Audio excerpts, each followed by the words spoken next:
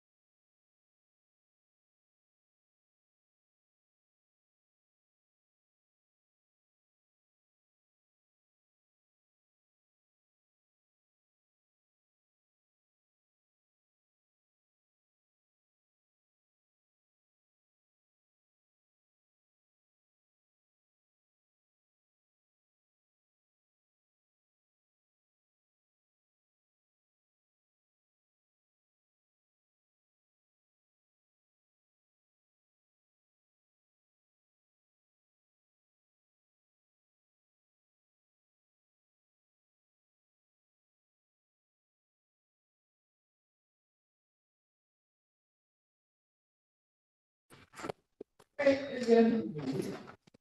We're gonna talk about it. You just want to be here. You love it so much, then you care. Question answer. Working board has been All right, thank you. Moving on. 34, welcome to the June meeting of the Community Development and Housing Committee meeting. It is 6:35 and I am calling the meeting to order right now. Welcome to all those here. Have a pretty short agenda here, so we'll get right. Like I'm going to give a little report first. Yes. It's not on the agenda, but it's our standard procedure. So I just wanted to provide this committee with an update on the city-owned site at 615 Broadway. Because things are moving in the right direction here in terms of next steps. And so, as we all know, this was the former King's Inn site demolished circa 2012. And it has been vacant ever since. The city put out a request for proposals to find a development partner in February 2022. The city selected Baxter Development. And Baxter has begun the site plan approval process with the planning board. And if and when that site plan approval has been granted, at that point, we will be asking the common council to approve the transfer of the property over to Baxter. And so I just wanted to provide an interim update on the current site concept as it stands right now. And so this is an aerial of the site itself, sandwiched between kind of the UPAC area and that historic building to UPAC's left and the mobile station. There's a big frontage on Broadway, but then it also goes back quite deeply and then also juts over to the side towards the Salvation Army. And I'll also note that the Salvation Army is a partner in this development in the sense that they will be, given that the site is so strange, it's kind of like a jigsaw puzzle, Salvation Army is willing to part with some of its property to make this site a little bit more developable, and help make the traffic flow in and out of the site better. So those discussions are underway, but so far the Salvation Army have been very eager and willing to discuss, which is great. And this is just another aerial view of the site. Now I'm going to go through some of these renderings. So one of the in the RFP that the city put out back in 2022, there were two main requirements. One was retention of the deep listening plaza that's currently dedicated onto the site. And second is to have the project be mixed use, so to have ground floor commercial and also housing. And so Baxter has carried through that directive with the designs that have been submitted to the planning board. Here's the frontage onto Broadway storefronts. Here's another view of those. And then here's the view, basically, that's the entrance to the deep listening plaza. Here's another view on Broadway. And then here's an overview of the entire campus, so to speak. You can see that it's actually sort of one big building connected. And you'll see that there's three kind of distinct architectural styles and building types on the campus. Currently, the plan is for the site to have 70 residential units. Most of those residential units are located in that rear building, but not all. And all of the ground floor would be different commercial spaces. And all three of those buildings would be commercial? Yeah, Or they just would the- all have ground floor commercial, Oh, basically, except for that, most of the rear building, that real building is where the parking is, so there wouldn't be as much commercial on the ground floor, but definitely in the two buildings on the front. And they access parking from Cedar Street? Is that what that driveway is? Yes, so the original plans, without Salvation Army's collaboration on this project, there would have to be a driveway from Broadway. And I think that's not ideal from a frontage perspective or pedestrian safety perspective, because you would have cars kind of whizzing by where the plaza is. And so I think having the access be from Cedar Street only just improves the project and also just the Broadway corridor as a whole and what the historic urban form was on Broadway. So this would be subject to the 10% inclusionary. Yeah, it would be subject to 10%. Baxter has said though that they're going to do 20% affordable. And then provisionally that the rest of the units would be no more than 120% AMI. So the entire complex would be affordable and workforce housing at this time. I think there's the project has to pencil out at the end of the day, but that is what the current aim. Right. What is our AMI at the moment? What is 100%? 96%? Well, Yeah, is just that- changed, is that- so something like that, yeah. Is that Kingston AMI or? Like that. Aren't we subject to the area median income for the city of Kingston where the project would be? The HUD calculates our AMI based on county and the city. And what is the AMI of the affordable unit? I can look that up, just give me 1 second. I think 60%. 40 to 60, right? 60 to 80. So it'd be me. My county job. It's really high. I feel like I'm not the target audience for what our housing development goals should be. Well, the AMI is based on like a two-person household, So both let's- people conceivably working. Okay, here we are. So here's the AMIs based on the household size. Yeah. These are maximum. No, we have the apartments are gonna be 1-2 bedrooms because I have 2 families with 7 kids and they're being displaced and I'm wondering where are we gonna put big families? Do we have anything that has like 4 bedrooms? Anywhere that's being, I don't know about 4 bedrooms. I do know that there will be some 3 bedrooms here as well, based on the current But there's no, I don't think that there's any four bedrooms. Marta, can you show the first page, please? Yes. With the rents.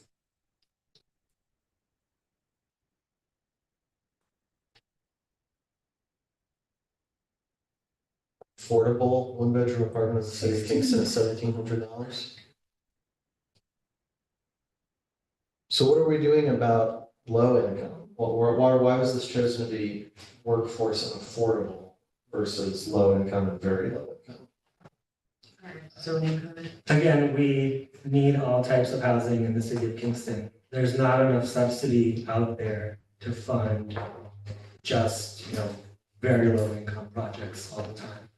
We need some, workforce housing as well, and we haven't built any. So, and I think this will be a plus for the city in terms of housing supply. Well, if we adopted 421 PP, wouldn't that further incentivize the low income and extremely low income bracket that we seem to be missing from the calculation? Well, I mean, that's We kind have, of, yeah, we have tools for. yeah, Oh, there's other, I was gonna say, which Golden Hills and I- are those, any of them? yeah, the Golden Hill project is entirely, low income, very low income. It's very good. Yeah. And that use 577, which is that tool I speak of. It's very similar to Energy Squared, they smell. Flatbush Avenue, Brooklyn project, so that tool is out there, and anyone who wants to develop under it. The city has, and its council has, reviewed and entered into exemption and tax agreements with those entities, so that tool is there. That tool is there, but the market at this point is being affected by interest rates and material costs and just construction costs. And so that's the real issue. Not so much in combination with the taxes, but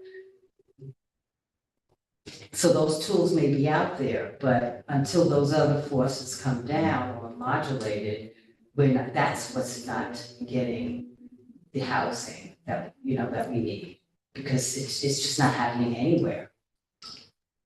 Right, I mean, there are a number of factors working against housing development that are also working against this project in terms of the construction costs, interest rates. Right. Yes, But it and just, so we can only control, right, we can Exactly. control some of those First levers, one, but we can't.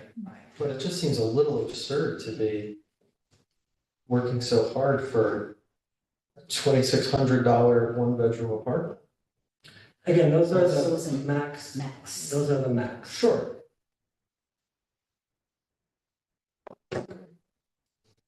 I mean, we haven't built. This hasn't been built, this type of housing hasn't been built in the city in a very long time. And that's contributing to the problem. Yeah.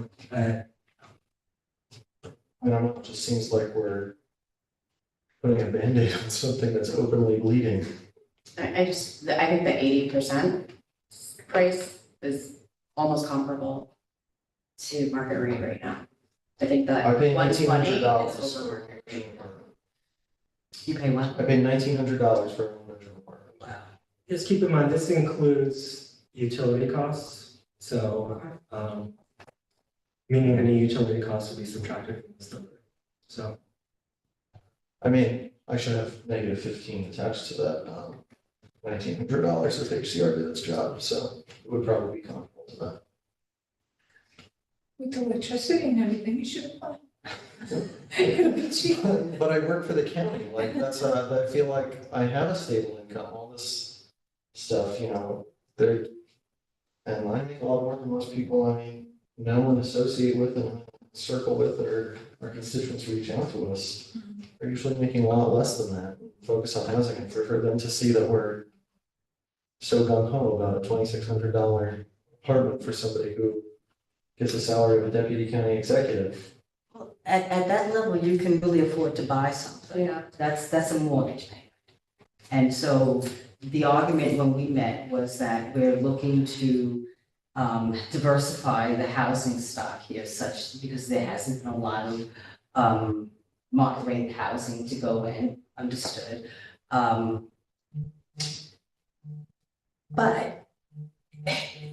people that are moving here for the most part are young couples that are looking to buy something. They're not looking to rent.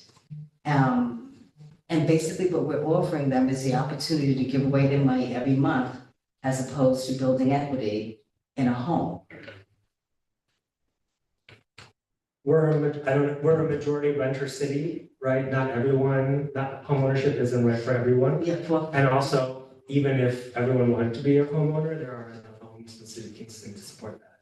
What is the percentage of our renters? It's 64 because 47% are homeowners.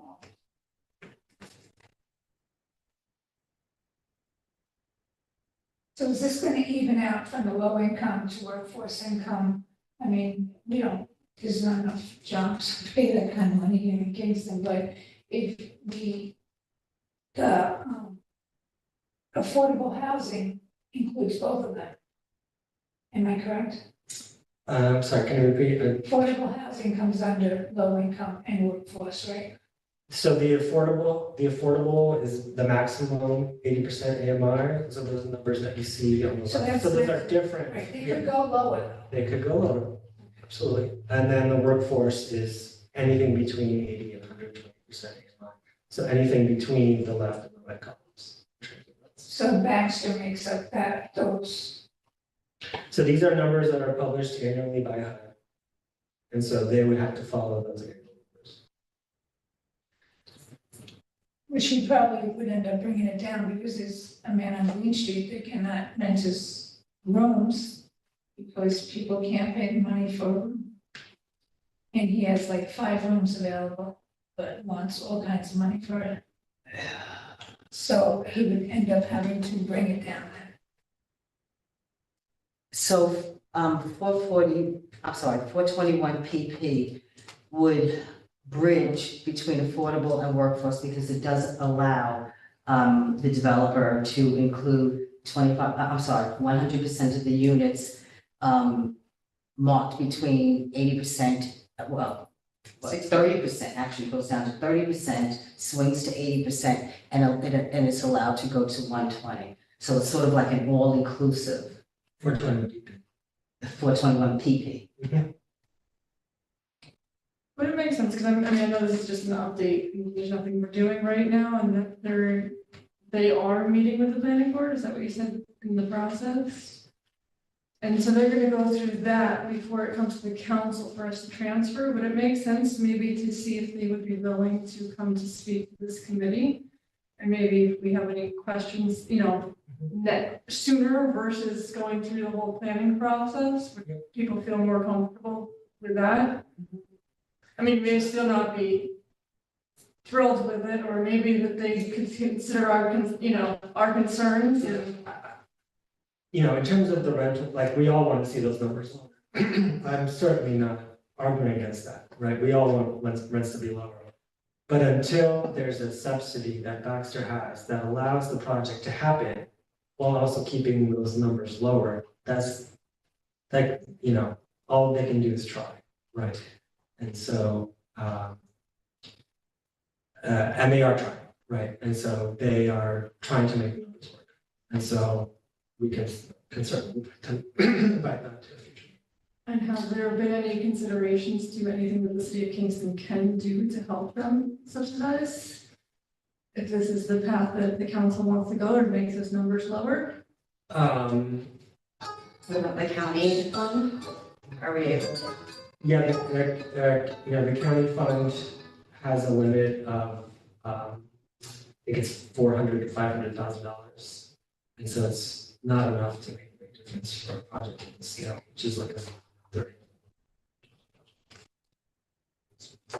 Well, But anyway, yes. will you reach out to the developers and see if they can come to address us?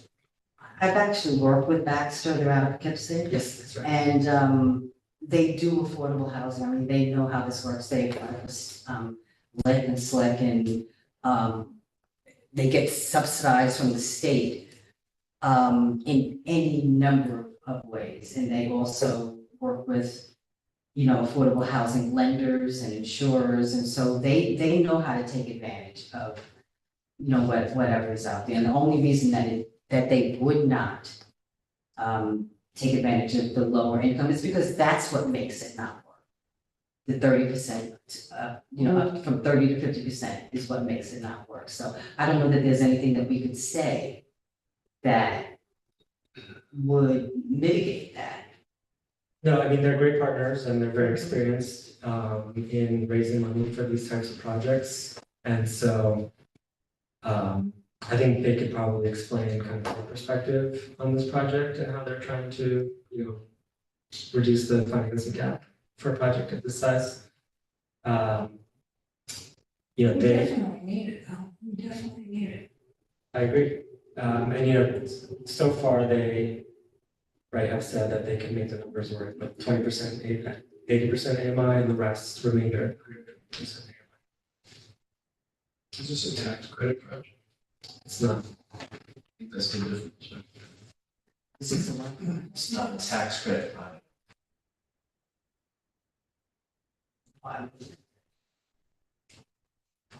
Developments like Penrose at Golden Hill, Flatbush Avenue, Energy Square, they smell. Those properties receive tax credits, which then are flipped onto the open market, which has a large infusion of cash into the project to help get it off the ground and then allow it to get to more stabilized financing.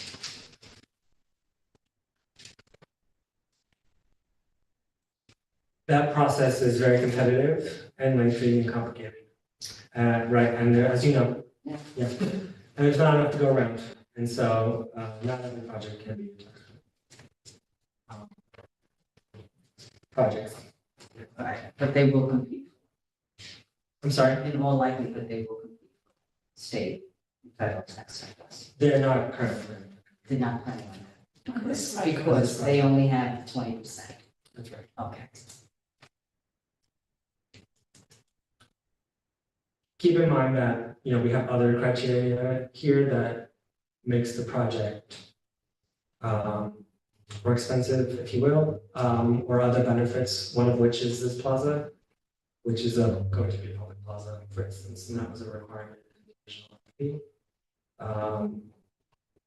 And so Is this part of the brownfield opportunity area? it is currently a brownfield, and they have applied for, they are going through the brownfield cleanup process potentially. Okay, so there's money for that. But potentially, they have not been told whether they will be accepted into that program. They have only applied for it to the DEC, but they haven't been.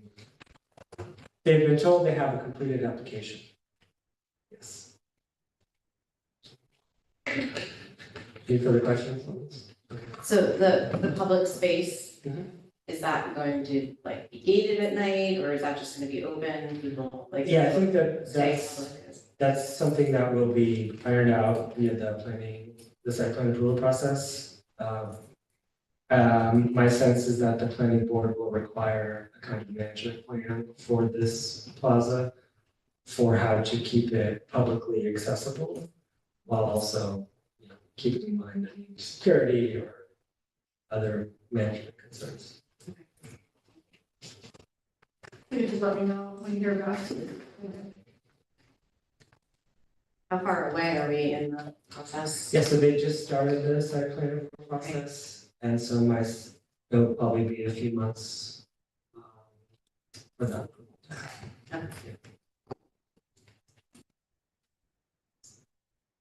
That's the update, thank you. It's working. That's it for that. Anything? That's it for your whole report? That's my update. Your Yes. whole report? Yes. Okay. Any questions for Bartek? Going once, going twice. But are you still getting? Yeah. Oh, okay. The two others. Yeah, it wasn't on the agenda. Yeah, I put it on there. What? It's, must have slipped off, I just put it on Yeah, I there. saw that. Yeah, no, it doesn't matter. Whatever. Okay, I mean, that's a monthly event, so, all right. So, We move on to President Shaw. Only working group guidelines. Yeah, I mean, Board has really been leaving this since I put it on the agenda item, because if I just put it on there at a request from this committee to have more guidelines to this task force, or working group, since it's longer than a lot of the other task force that we have, we've had an end time. So Barb has been working with the group to come up with some suggestions for this body. And I know we talked about it last month, and there were some concerns. So- Right, so the concern was whether this should be open to open meetings law. And so I sent around, I have to get copies. And so the new section, sorry, could it be one short? So the new section is the public accessibility section at the bottom, which has been added to the rules of order. And so we did discuss as a working group, and we are asking basically that the regular meetings not be subject to open meetings law. The justification being, again, I'm just speaking for the group, the justification being that the group has no authority. It's not making any decisions. Any recommendations that are made would be discussed openly by the common council. And I think they worry that by having the meetings be open to the public, it will maybe chill have a chilling effect in terms of the ability of the group to speak openly, given that there's staff involved and also members of the public within that zoning working group. And so wanting the staff to be able to be transparent to the other members. However, certainly, I think the group feels that there's a responsibility that any recommendations that are made be vetted with, through the public or through experts, and that there be some level of transparency in terms of making sure, like the group has a page on the city website with the members, with the minutes of the meetings, and also have a way for members of the public to contact the group if they have any suggestions. So I have a couple of questions, if people don't mind jumping in. Is there a secretary or a person who does the minutes? I'm assuming they're not, because our minutes are just the video recording, so you're not recording them, so somebody's actually maintaining minutes? Yeah, that would be me. I would maintain those. And you would be posting them soon after? And then in terms of when there is a recommendation that's being brought to us, how is that going to be presented? I mean, is that just going to be you doing the presenting, or is the working group? It would be nice to hear from. Yeah. I don't think it'll just be me. I mean, I think certain issues are likely to be carried by certain members of the working group that are passionate or are especially interested in a potential change. So I don't intend to be the mouthpiece for the group all the time. I mean, Yeah. I would like to hear from the public members that we appointed to the group. So I don't think it necessarily needs to be a rule, but I would really appreciate that. Those are my two questions that I have for the moment. So I totally respect the opinion of the working group that they feel that they could discuss things more on a deeper level in a non-public meeting. I just disagree, but that's fine. But I think it should be stated that the public accessibility of the. That it's not open. That it's not open to the public, because we're calling it accessibility, but it doesn't actually state whether or not you can. Okay. That's kind of what I meant by my question earlier. I was just kind of bad at elucidating that.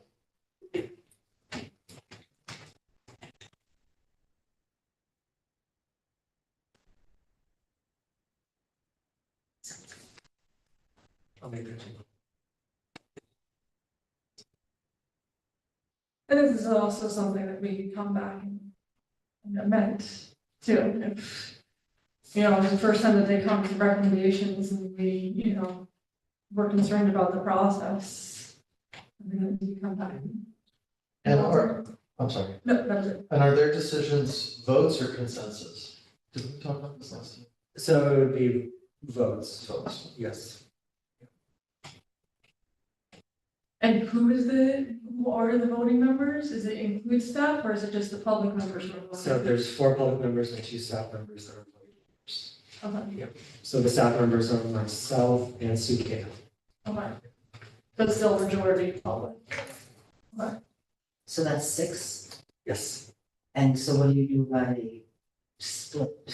Arm wrestle. All right, yeah. Arm wrestle. It does, you know, at that point, it does, you know, we have to discuss and say, hey, this isn't coming out of the working group. Or perhaps it's, you know, at that point, it's brought to the council with a full explanation of the context, saying, this is a recommendation, some of us feel strongly about, some of us don't, right? I think just transparent, at that point, it's just being transparent with the appropriate committee of the council about what happened. If it should have come to that. Right. Yeah, I think that justification that you included would be really valuable, Okay. for all votes, but especially on like a split decision. And also with the votes, it would be nice, even if we don't want to put names on it, it would be nice to know if it was staff versus public. So, you know, 2 staff or 1 staff and 3 and at least that way, I think it would be nice for the council to know that split too. But again, I don't think that necessarily means here just recommendations and.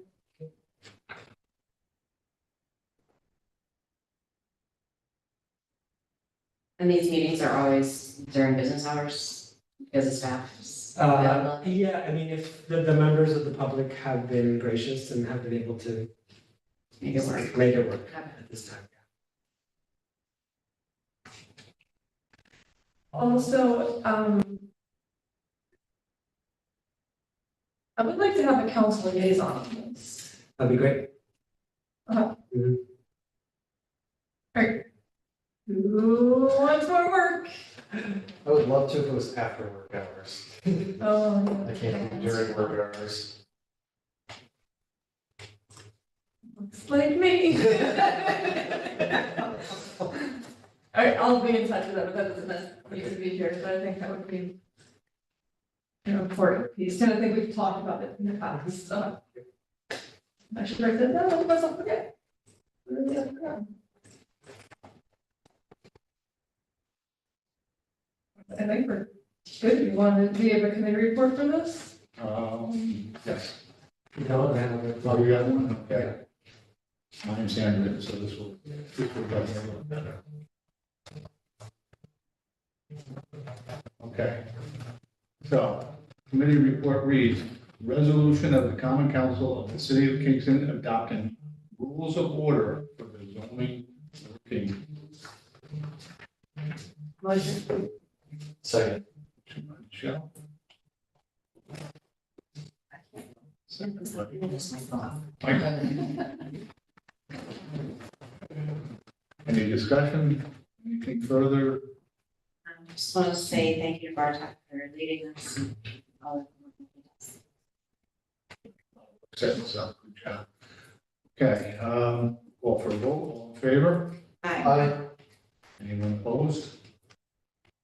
Okay, motion carried.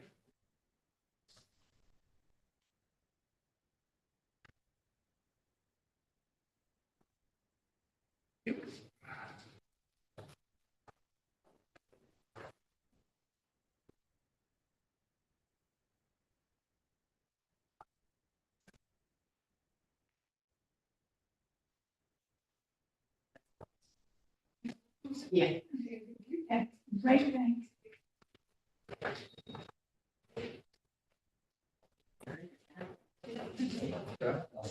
Good job. Yeah. Put in my thought.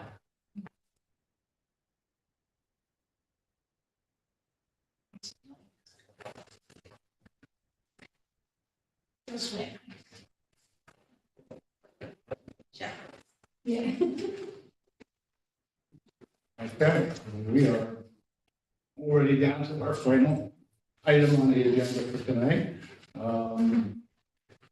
if everybody recalls, local 7, 2024, was sent back.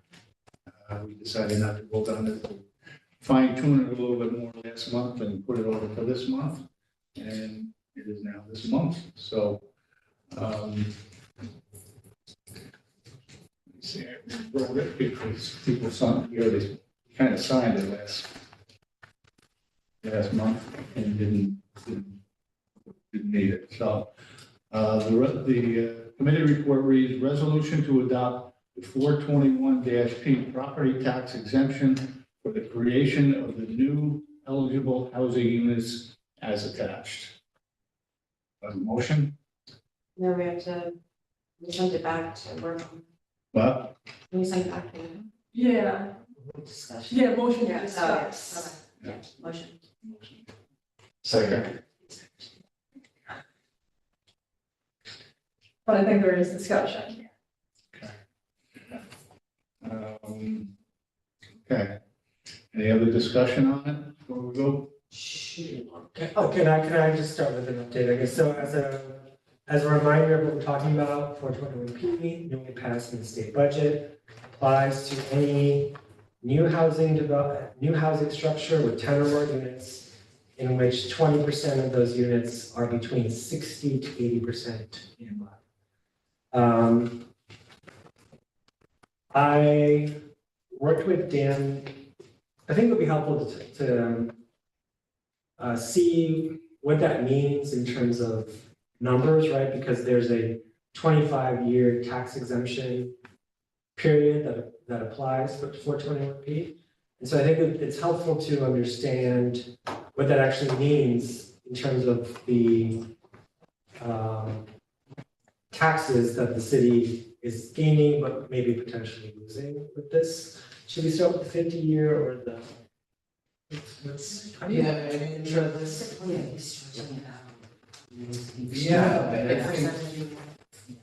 That's what we discussed at the meeting.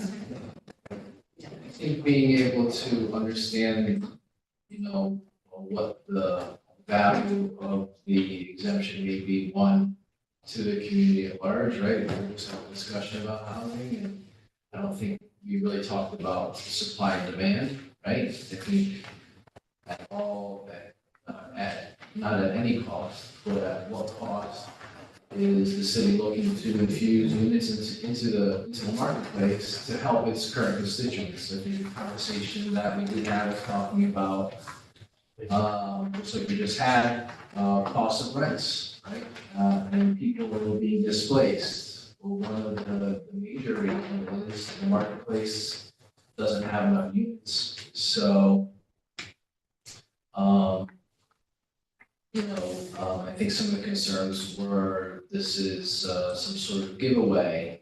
But we're looking to, I would imagine this council's looking to infuse units, some sort of other type of project money into the marketplace, as opposed to what we currently dealing with right now is incentives by tax credit projects, right? This exemption would allow for units that are affordable between 60 and 80 AMI, also with a mix of market rate units.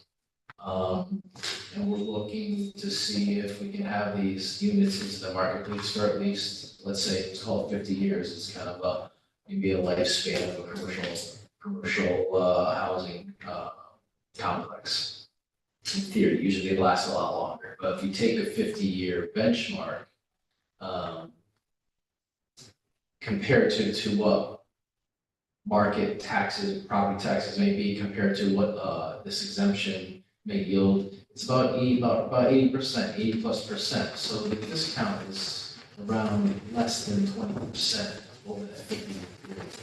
So I would say that we may want to look at what is the benefit, right? What is the benefit received over that 50-year period, or maybe what you might consider the cost to do that, right? So the benefit is to receive X amount of units for less than a 20% discount on city property tax. I think this is just another tool in that toolbox, right? Because right now we're just dealing with tax credit, 577. That's kind of the limited tool that we have. Has it produced units? Yeah, we've done Stuyvesant, we've done Flatbush, there's a couple around today. So, it's produced some units, but there's only so much tax credit money that the state is offering to kickstart those. This would allow for what may be, more private development to come into the marketplace and hopefully supply some units. Because like I said, once again, I think it's more of a supply and demand problem that we have right now in regard to rising costs for rents. Options create, downward pressure in the marketplace. So, what Dan calculated is basically the amount of taxes. We have a vacant parcel, there's a development that's proposed, and let's say it receives the 421P tax exemption. For the life of the exemption, which is the 25-year period plus the 3 years of construction on which the project is totally exempt, you'll see that the amount of taxes paid under the 421P scenario is 52% of the amount in which that, if that project did not receive 421P. In the At what year? That is at the end of the exemption, so at the end of the 25th year. That's the end of the 20. Yes. Now that assumes that project happened to begin with, right? So it's a big assumption. Does that project still happen if it doesn't receive 421? Right? And then over the second spreadsheet is the 50-year calculation, as Dan mentioned. Quote unquote, the life of useful life of a commercial building. And you'll see it's about 80% of taxes. But you're taking depreciation all that time. Pardon? You're taking depreciation on the building all that time. So, in other words, when you calculate your taxes over the 50-year period, which I really think is disingenuous because we really want to just concentrate on the first 25 years because that's the length of the exemption and the length of the regulatory period. So if we can just stick to that as opposed to the useful life of the building, at which point you're depreciating the value of that building anyway. So let's just keep it in 25. Just an appreciation. For what reasons? Well, so the value of the taxes are in part a reflection of the value of the building. If the building is being depreciated year after year, your taxes are going down. So typically, they're gonna depreciate value for income tax purposes. Mhm. In my purpose, if we're looking at income expense, right? That's typically how a building is going to be valued. Its value and use. Its value and use over that time period is going to most likely going to have the same type of income and expense ratio, producing that operating income that is probably is not depreciating. That's what we see in the marketplace and have seen historically in the marketplace. That operating income is what is calculated to determine fair market value. So is that, to answer your question, is that depreciated? No. No, that's not depreciated, just the value of the building. But, Not in my world, not in the assessment world. okay. What is the loss of tax revenue? Let's assume that the property is being developed. What is the loss of tax revenue with this program as opposed to a 581A program? Which is what a developer can opt for at this point, right? If they have a regulatory agreement. Right. Shouldn't we be pushing regulatory? I mean, I thought we were looking for affordable housing. I thought that was affordable and workforce. think that's the question that the council has to answer, and it's not necessarily a question for me. What is the council looking for? I think the administration is putting on the table a tool to help boost some units into the marketplace, right? Which we've seen in our experience is demand, supply and demand is really causing these rising prices. I'm sure you hear it, right? Rents are increasing, right? What do options create? Options create opportunities for lower rents, right? So we've had that existing toolbox that this council has used. We're looking to add another tool to that toolbox. So what is the AMI again that we are, So it's between 60 to 80% average. Average, right?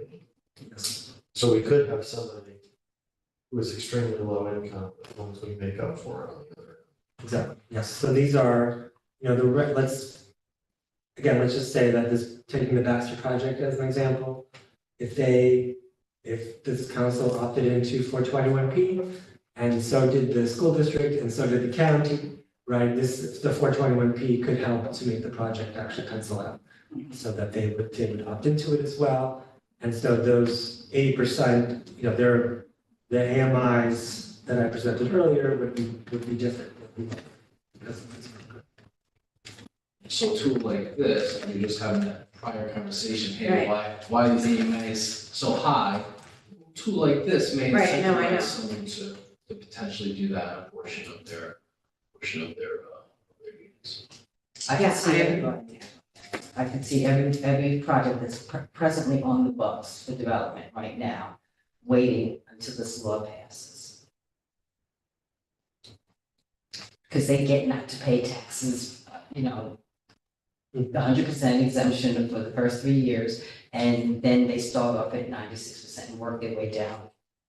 So what's the other option? The other Just option finance. is 421 PP, which says to the developer that we will give you that same tax exemption. The first 3 years, 0, next 25 years, declining by 4% a year for 25 years. But in exchange for which you have 100% of your units have to be affordable and workforce. So you can charge anywhere, your units can be eligible for people at the 30% level all the way up to 120. So you have this mix and this diversity of people living in the same building. And the developer would have been able to, pretty much get the same deal, but at least the city is getting something back. are we able to pass both or we can only choose one? We can definitely pass both. If 3 different projects that are being eventually proposed on Yeah, soon with the money that came in. You have the Golden Hill project. This is moving forward though. No, I'm just saying, we have different projects. They could Yeah, possibly, because we have 3 different projects. If we pass both, Well, we already did a pilot. Yeah. Like, Oh, it's you did a done. pilot? Yeah, yeah. Okay. the 421 PP, right, is certainly an option and, it's supported if that's something that the council want to do. My understanding is that, the exemption, there's a 100% 30-year. 30 years. yes. 30-year exemption, and it's restricted, it has to be 100% between 60 to 80%. I thought Is it went that up to right? 120. Okay, I'll have to double check. that. Okay, I will Um, too. But That's the kind- lowest threshold is 60, Yes, and the other one was 20 or 30? PP, I believe, is 30%. P is the P lowest. is 25% between 60 to 80%. PP is 100% between those Okay. numbers. The reason why we didn't also introduce PP and just introduce P is because there's already a tax exemption program called 577 that Danny mentioned earlier for 100% affordable projects. And with that program, we don't need county or school district approval, based on how that was written by the state. with PP, we do, and so, I think it would be maybe a tougher argument to make, to the school district and the county, given that the exemption is longer and more significant. And then so what would happen, we pass a local law for PP, and if they don't opt in, then it just sits there and can't be used. Right. But it doesn't hurt anybody to have it sit there just in case they do decide to do it. We already have, Right, but I'm just saying, it's redundant. no, another example It's to the point of very similar to 421P, this council could pass that. The likelihood of it being utilized is low unless when let's call it 25% of the total tax bill, right? We're just passing it for the city portion, or would pass it just for the city portion. We already have 145A that this council passed years ago, just for the city portion. We asked the county to go along, we asked for the school to go along. They did not, right? And so 485A has sat there and languished. It's very similar to taking commercial building, remodeling it to mixed use with apartments, and that would have been all market, right? And we can't have any, no one has come to use that. And that's why 577 is so powerful, right? Because this council speaks for all taxing jurisdictions, right? 421P would hopefully be the starting point to have further conversations with other taxing jurisdictions is the benefit of having additional housing into the marketplace. We have an example of where we're just passing an exemption, even at market, it's not being used. And not necessarily for that, I was just wondering, I mean, it would just sit there. Sure, yeah. I just wanna say, that I was wrong, Bartek, you are right, it is 60 to 80%. But again, we did for 100%. For PP. Oh. So 60 to 80, but it's 100% of buildings, and that's the weighted average, And then remind me the other one, 60 to 80, 25%. 25%, again, weighted average. And that exemption is 100%. It's 100% for 30 years.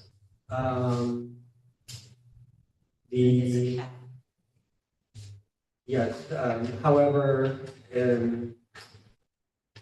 there's some wiggle room in there that we could discuss. Yeah.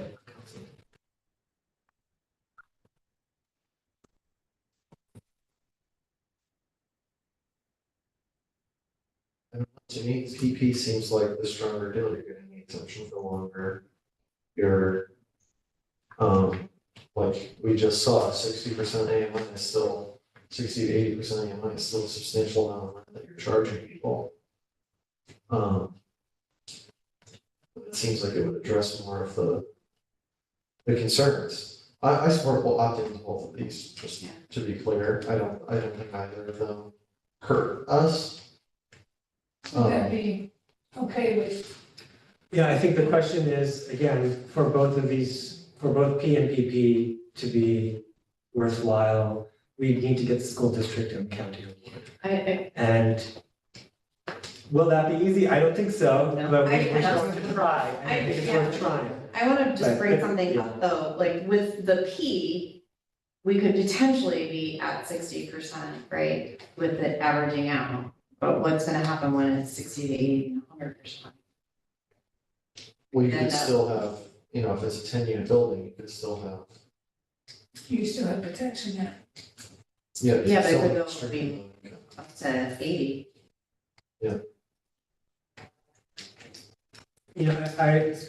I think one of the, as someone who nerds out on permitting data all the time, the pattern for me is that in the past, right, 5-10 years, the only projects that have been built are 100% affordable projects, and that's great, and we need a lot more of those.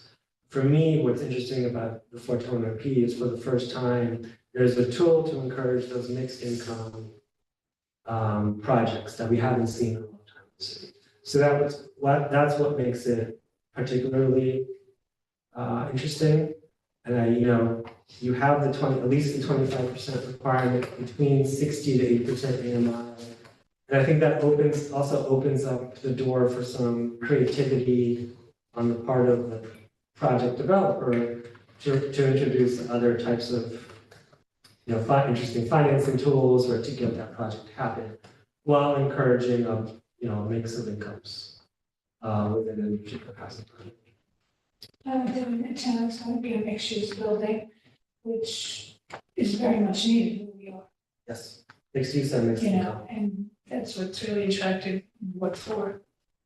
Can I just stop and maybe we should all just go home and eat dinner? And kind of like, what is the council's committee's goals? Like, I think that would be kind of helpful to, are we looking to do as much and put as many tools in Dan's toolbox metaphor as possible? Are we looking, I think if we kind of hash that out a little bit and could maybe narrow us down to whether we want to pass P, PP, or pass both of them. I think those are the three options, or I guess the fourth is do nothing. So I don't know, maybe if you don't mind, Steve, that would be a good start, is what this committee's goals look like, and then figure out what could get us to those goals. So if anybody wants to jump in first. I'm in favor of the lowest possible AMI with getting it built as quickly as possible, even if it means only doing the 25%. What I hear, like out of Albany, is unfortunately developers aren't interested. So I say, let's get it done, we need housing really bad, and I love mixed use. I'm not too thrilled about a few other things, but we need this.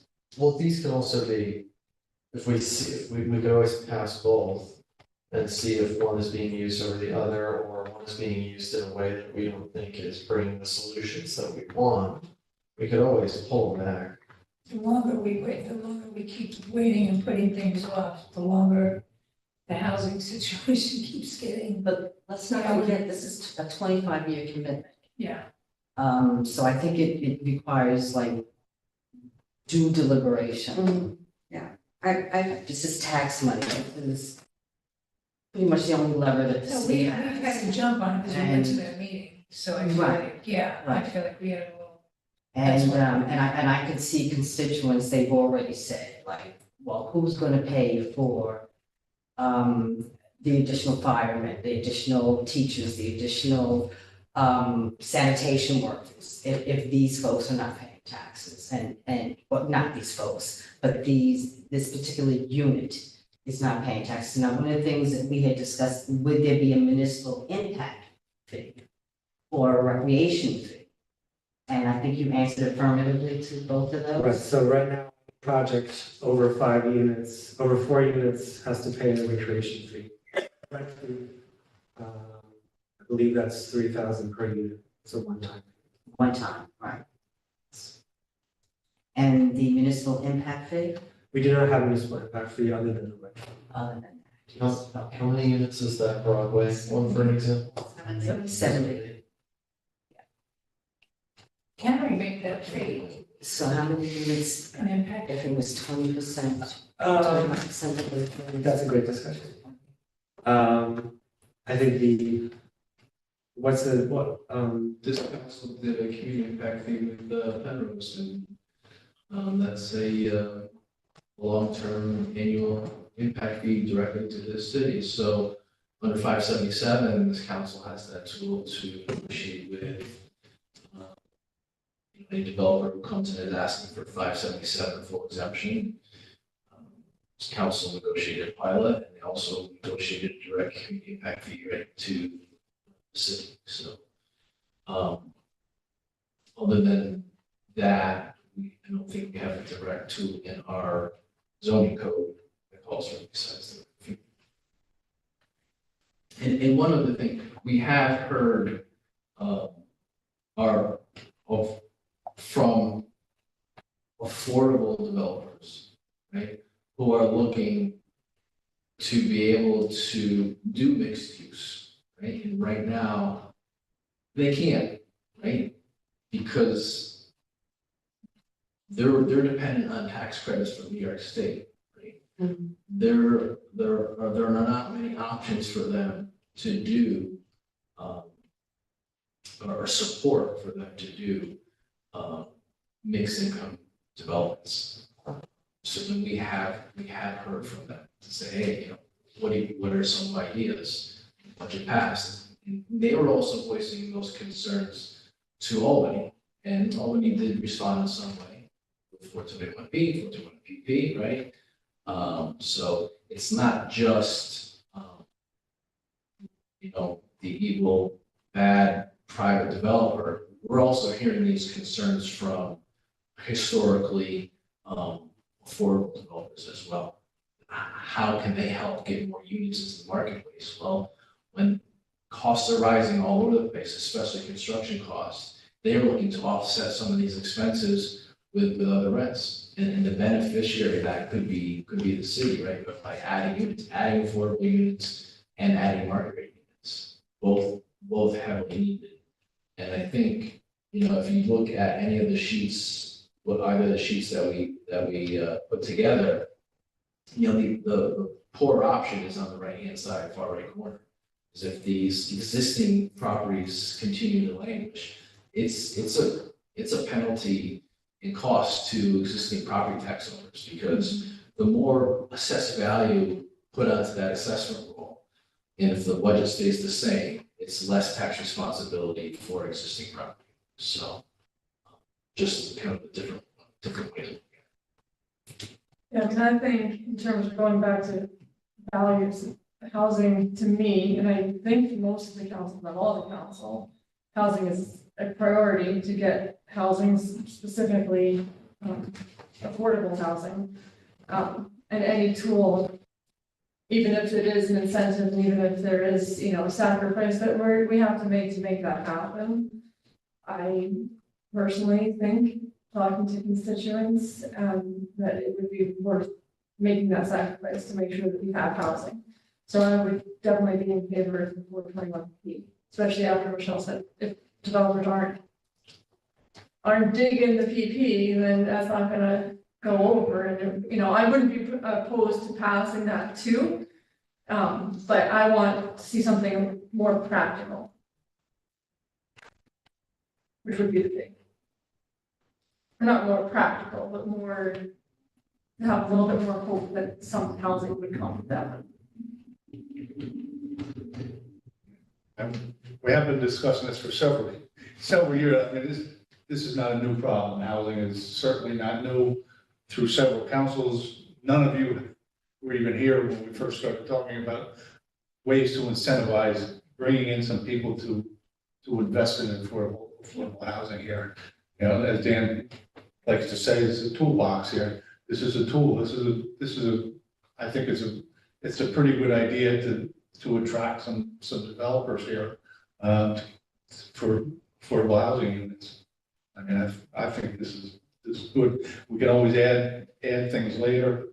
Michael said we could, you know. I think so. I've talked to a lot of nurses that work with my daughter and different things, and they're like, you know, there's nothing for us. Because they're right on the line, you know, they work for us. There's nothing for us. There's no help for us. And that's what you know, these are working people that go out there every day and they're, you know, saving lives. You have firemen, you have, you know, you got environmental people. There's a lot of people that live in Midtown. I personally just like, I'm hearing them. I hear it, actually, I talk it.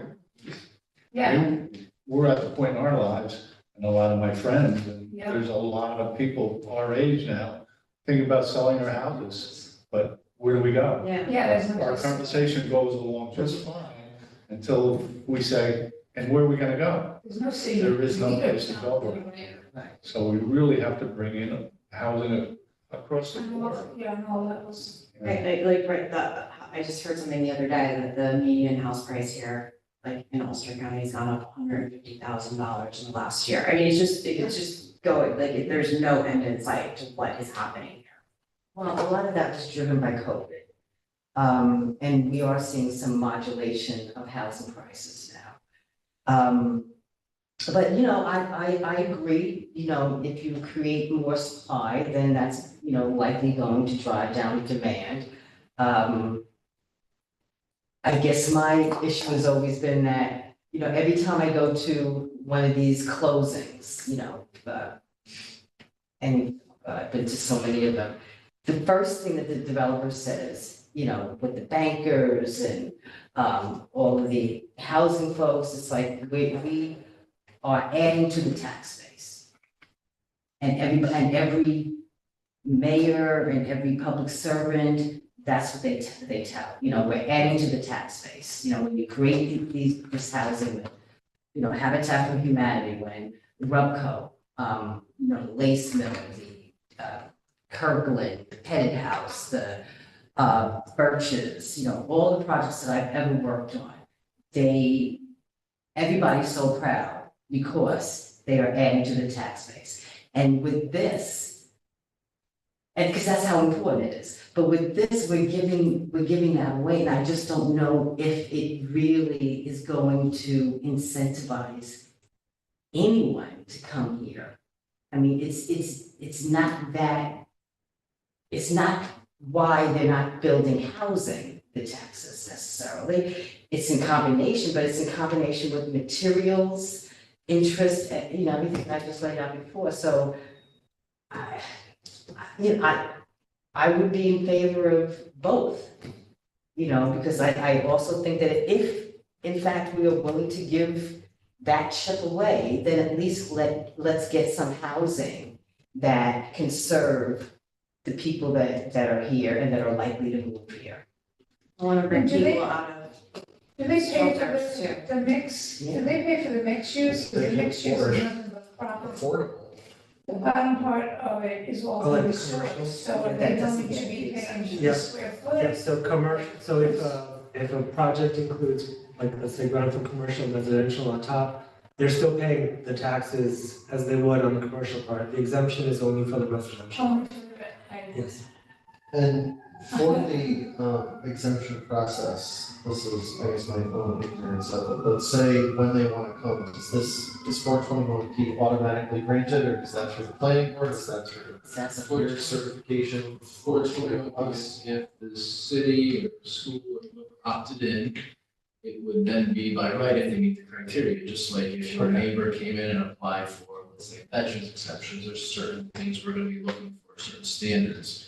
DD 214, dates of discharge and whatnot, very similar to this. Are they meeting the criteria set forth in 421P? And do you make that call by and is this a checklist that was pretty objective, and that's your office's Correct. call, and doesn't come to the council at Does all? not come to that council. Just like, be a different level in 45B, this council has set the level for income for seniors, right? We administer that, so it'll be very similar to exemptions, other property tax exemptions. And it is objective. I kind of threw two questions in at the same time. Yes, there are certain standards that they're not.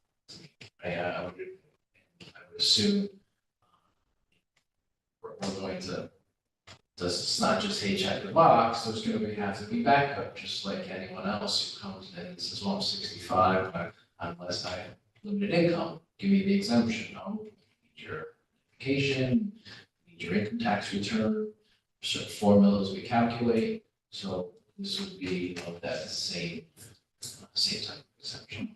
Like, would you look into it yearly, like, moving forward? Like, I mean, you have to Yeah. monitor it. Yeah, so, we have other ones that we have to monitor as well. We're gonna have to set up, there'd be spreadsheets as to, okay, what units, how are you getting to your mix of 60 to 80? New York State hasn't even developed the application yet, but you can read the law and see how that application is gonna lay out. And then what about costs to us to monitor and, put everything in place? At what point does that stress your office or, the staff. I think that would be, if we get to that level, that would be a good thing. Right, That means yeah. We've added a whole bunch of units and we're having trouble managing all these new developments. Maybe at that point, then the city says, okay, do we want to cut this off? Or, hey, do we want to add some more funds to help administer this program that's creating these units, right? So, Because we could always repeal the law at any point. I mean, it doesn't change the ones that have already been granted, Correct. but if we're like, this is overwhelming. And we do want to not, we do want more tax base, then we repeal it. And just to a point, I hear that as well as tax base, and what does that really mean? We're looking at, just like we grant a veterans exemption or a senior exemption, there's an amount that comes off the top of that assessed value, and the result is the taxable assessed value. An example of, let's call it Lace Mill, that the property is 100% exempt from property taxes, right? So they have a 0 taxable assessed value. Projects like this would continually, they're gonna have zero taxable assessed value for the first year development years, but then each year you add into that tax base, right? In small increments. So there's different ways that people use that term, tax base. You have to really pin down what in that conversation that they're speaking of. You have to remember, we have a payment of a tax agreement that goes to the budget on a line. It's not put into the tax levy, right? Okay, budget minus the income you have, pilots, what is the remainder, your tax levy. And then the remainder of the taxable assessed value is divided and you come up to a rate. So, people will speak loosely with regard to tax base, sometimes referring to taxable assessed value, sometimes not, sometimes referring to budgetary.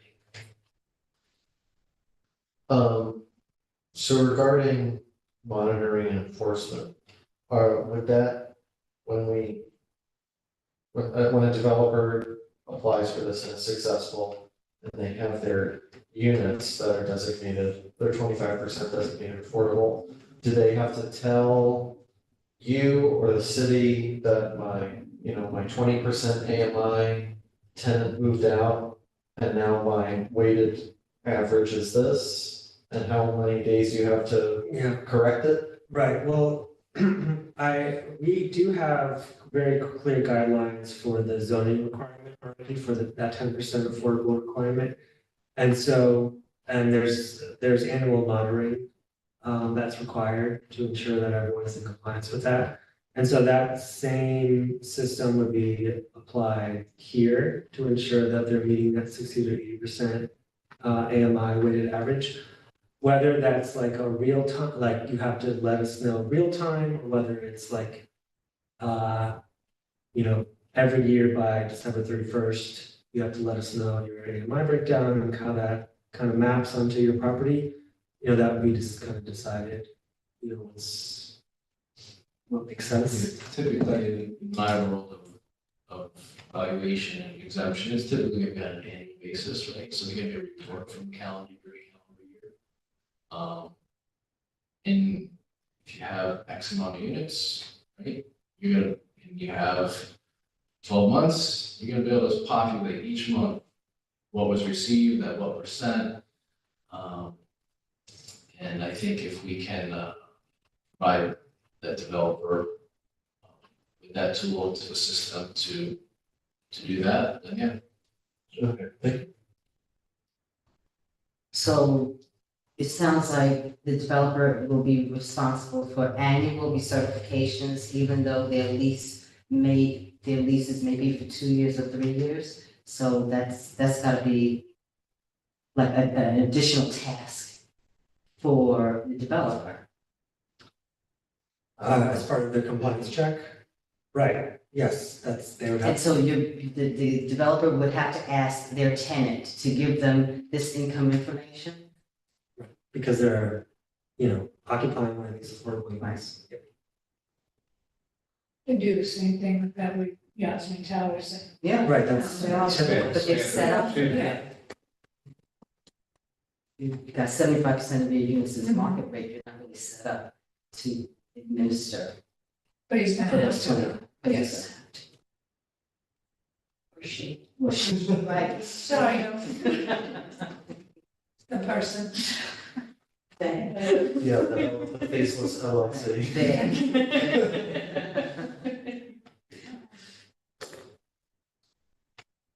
Now, if we don't pass it, say we pass everything, right, you have to go to the school board next. What happens if all of them don't pass it? Again, we will make our best effort, we're prepared to make our best effort to convince them to pass it. Yeah. But that doesn't make ours go away. The developer would still be eligible for. Yes, and it would apply to a City certain, taxes. right, and it would apply for a certain percentage of their taxes, perhaps that would make a difference. Okay, so what's our pleasure here? Do we want to move forward with this? Well, I think enough people were saying the 421P they're comfortable with. And I don't know if anybody wants to move forward with 421PP. I will present something, Yeah, we can't move forward tonight. not tonight. Yeah, I was gonna say, I mean, I can get it in by tomorrow. Because it's basically, your proposal just changing the reference to 421P to 421PP. And of course, the tenancy, the tenure would have to expand out to 30 years as opposed to 25 years. yeah, I sort of think it's a little bit more complicated than that with PP because it's a 30-year exemption, but you can pay an amount, but it's no more than 10% of the shelter rent. Right. And so I would just want to think about that a little bit more. Okay. Well, if you could get it to me before Friday, that's our communication deadline, so we'd just be a month behind with Okay. this one. I mean, if you'd like, I can take a close look at it for the Good, next good. month. I will make the changes pending your review. And then somebody will get that to me by Friday, I'll put it in a communication. or let me know, a whole day's fine. Yeah, just Okay. hold it. Yeah, I don't need to have, I just, 48 hours, I need the information, but just to. So this is the original, the one that you have written. Okay. So actually, we already have a motion and a second on this. Second. Actually, we have a second already. Oh, Michelle, absolutely. Michelle motion, Michael seconded. We've already had discussion, so I'll call for a vote. Can you just read the resolution one more time, just one more time for the public? Thank you. And the motion is to Adopt. adopt it. And this would then become the first So you reading, just have to read Oh, this, good. yeah, since we made, even though we made no changes. correct. Okay. So committee report reads, resolution to adopt the 421P property tax exemption for the creation of the new eligible housing units as attached. A motion, and second. All in favor? Aye. Anyone opposed? Okay, motion carried.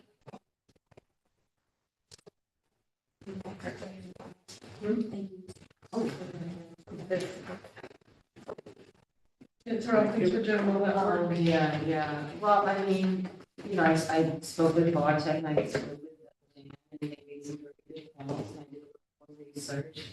Who's actually moving out of New York State and why? There's a very good article in the New York Times recently about that. Outline. About who's actually Yeah. moving out. What, how people think. Yeah, it's young families. And the other- Okay, that's the end of our business. Motion to adjourn, motion second. All in favor? Okay. Thanks, Molly. Thank you, folks. Thank you. Have a good night. Good night. Thank you, Kwame.